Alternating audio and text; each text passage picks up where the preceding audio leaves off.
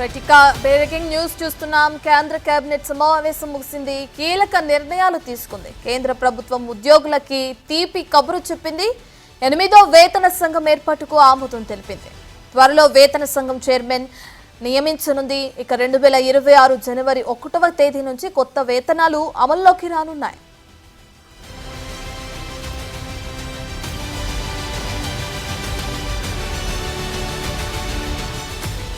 ఇదే విషయానికి సంబంధించిన పూర్తి డీటెయిల్స్ మా అసోసియేట్ ఇన్పుట్ ఎడిటర్ నగేష్ అందిస్తారు.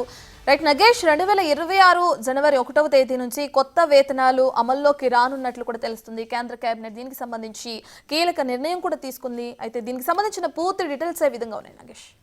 కొద్దిసేపటి క్రితమే కేంద్ర కేబినెట్ సమావేశం ముగిసింది. ఉద్యోగులకు గుడ్ న్యూస్ నే చెప్పిందని చెప్పొచ్చు. 8వ వేతన సంఘం ఏర్పాటుకు కేంద్ర కేబినెట్ ఆమోదం తెలిపింది. త్వరలోనే సంఘం చైర్మన్ నియమించనుంది. వేతన సంఘం సిఫార్సు మేరకు కేంద్ర ప్రభుత్వ ఉద్యోగులకు జీతాలు కూడా పెరగనున్నాయి.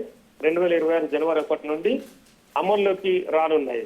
సో మొత్తానికైతే ఉద్యోగులకు గత కొద్ది కాలంగా వాళ్ళైతే తమకు వేతన సంఘం సవరించాలని చెప్పి డిమాండ్ చేస్తున్నారు. ఈ క్రమంలోనే వాళ్ళ డిమాండ్కు అనుగుణంగా కేబినెట్ ఆమోదం తెలుపుతూ వాళ్ళ సంఘం చైర్మన్ నియమిస్తూ వాళ్ళకున్న లోటుపాట్లు ఏంటి, జీతాలకు సంబంధించి గతంలో ఉన్న విధి విధానాలు ఏంటి, వాటికి సంబంధించి ఉద్యోగుల నుంచి ఫిర్యాదులు స్వీకరిస్తున్నారు. ఉద్యోగుల నుంచి కూడా సలహాలు సూచనలు స్వీకరించి వాటిని మళ్ళీ కేంద్ర ప్రభుత్వానికి పంపే అవకాశం కనిపిస్తుంది. పంపిన తర్వాత కేంద్ర కేబినెట్ మళ్ళీ సమావేశమై వాళ్ళ ఉద్యోగుల జీతాలకు సంబంధించి కాబట్టి వాళ్ళకున్న ఏవైతే లోటుపాట్లు ఉన్నాయో, మిగతా వాళ్ళకు రానున్న వ్యవహారాలు ఏవైతే ఉన్నాయో అంటే ఇంకా మిగతా అమల్లోకి రానున్న ఇష్యూస్ ఏమైనా ఉన్నాయో వాటికి సంబంధించి కూడా అమలు జరపడానికి కేంద్ర ప్రభుత్వం ముందుకు తీసుకెళ్ళింది. కానీ 1 సంవత్సరం పాటు అయితే వాళ్ళు ఆగాల్సిన అవసరం కనిపిస్తుంది. ఈ సంవత్సరంలో వాళ్ళ నుంచి ఫిర్యాదులు విజ్ఞప్తులు స్వీకరించిన తర్వాతనే 2026 జనవరి 1 నుంచి వాళ్ళ జీతాలకు సంబంధించిన వ్యవహారాలు అమల్లోకి రానున్నాయి. నెక్స్ట్ వచ్చే సంవత్సరం జనవరి నుంచి క్లియర్ గా వాళ్ళకి జీతాలు పడున్నాయి.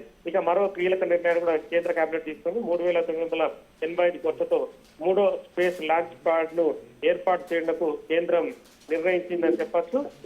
కేంద్ర కేబినెట్ కూడా 3rd లాంచ్ ప్యాడ్ ని సతీష్ ధావన్ స్పేస్ సెంటర్ లో ఈ కేంద్రాన్ని కూడా నిర్మించడానికి ఆమోదం తెలిపింది. మొత్తం 3,985 కోట్ల రూపాయలు ఆంధ్రప్రదేశ్ సంబంధించిన ప్రభుత్వానికి గిఫ్ట్ గానే చెప్పచ్చు. మొత్తానికైతే మరో లాంచ్ ప్యాడ్ కూడా శ్రీహరికోటలో చేరింది. దాని ద్వారా మరిన్ని రాకెట్స్ కూడా గగనానికి ఎగిరే అవకాశం కనిపిస్తుంది. వాటి నుంచి కూడా మరింత అంటే భారతదేశం కూడా ప్రపంచంలో కూడా మరింత పేరు ప్రఖ్యాతులు సంపాదించడానికి 3rd లాంచ్ ప్యాడ్ ని ప్రోత్సహించే విధంగా కేంద్రం 4,000 కోట్ల వరకు కూడా వాళ్ళకు అలౌ చేసింది.